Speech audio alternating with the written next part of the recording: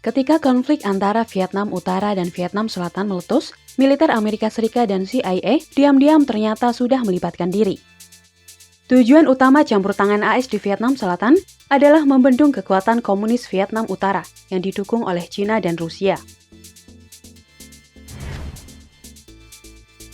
Pasukan Amerika Serikat yang pertama kali turun adalah satuan-satuan khusus dan para penasehat militer yang bertugas melaksanakan pelatihan terhadap pasukan Vietnam Selatan.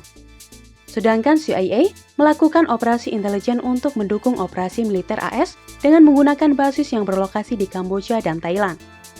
Rongrongan gerilya Viet Cong kepada pemerintah Vietnam Selatan yang pemerintahannya mendapat dukungan ekonomi dan politik dari AS semakin menjadi. Pemerintah AS di Washington yang saat itu dipimpin oleh Presiden John F. Kennedy pun merasa terganggu. AS sebagai negara yang sudah memposisikan dirinya sebagai polisi dunia sekaligus tulang punggung kekuatan blok barat yang anti-komunis, menyebabkan Presiden Kennedy tak mau tinggal diam. Kennedy pun akhirnya memutuskan untuk mengirimkan pasukannya ke Vietnam. Januari 1962 merupakan bulan yang bersejarah karena pertama kalinya pasukan AS yang dikirim ke Vietnam bertempur melawan pasukan Viet Cong. Ketika memasuki tahun 1963, perang melawan Viet Cong terus berlanjut dan korban tewas dari pasukan AS mulai berjatuhan. Pasukan AS di Vietnam terus ditambah dan sejumlah operasi tempur yang melibatkan kekuatan darat, laut, dan udara terus digelar. Dan ketika konflik antara Vietnam Selatan dan Utara berubah menjadi perang terbuka, militer AS pun semakin jauh terlibat.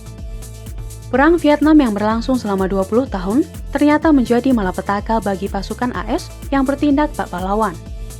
Bukannya kemenangan yang diperoleh, mereka justru mendapatkan kekalahan pahit yang menjadi trauma sekaligus merosotnya pamor militer AS di mata dunia.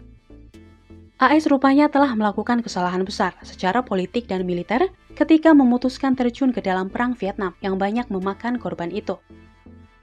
Vietnam Selatan telah gagal dipertahankan dan akhirnya jatuh ke tangan pasukan komunis Vietnam Utara.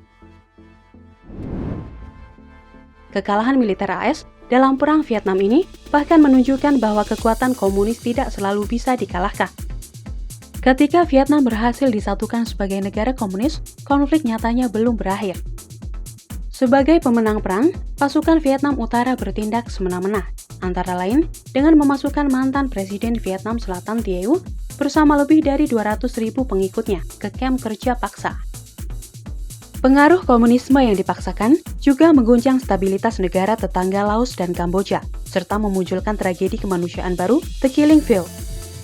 Pemerintah komunis di Vietnam pun bahkan tetap kukuh berdiri meski komunisme hancur berantakan di Uni Soviet pada akhir tahun 1989.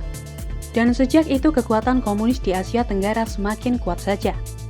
Lebih dari itu, Vietnam nyatanya menjadi negara yang cukup makmur hingga saat ini. Dan sepertinya telah melupakan perang yang berdarah-darah selama 10 tahun itu.